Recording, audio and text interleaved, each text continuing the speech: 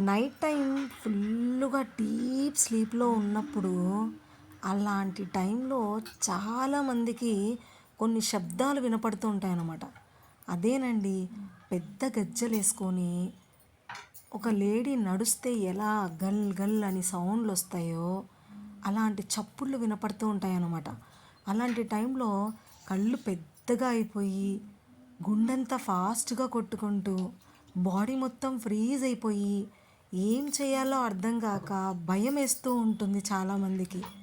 ఒకరోజు వినపడితే పర్లేదు, రోజు వినపడుతూ ఉంటే అలాంటి సౌండ్లు, అలాంటి చప్పుళ్ళు వినపడినప్పుడు మీరు ఎటువంటి భయము తీసుకోవద్దండి.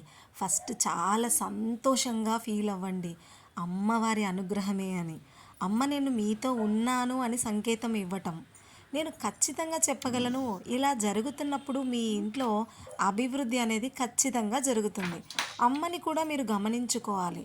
కొద్ది రోజుల పాటు అమ్మవారికి ఇలా కుండలో అన్నం వండి పెరుగు వేసి అది చల్లను తీసుకొని పోయి మనం దేవుని గుట్లో పెట్టేసేసి పొద్దున్నే లేచి స్నానం చేసి అమ్మవారికి అది హారతి ఇచ్చి నైవేద్యం సమర్పించాలి.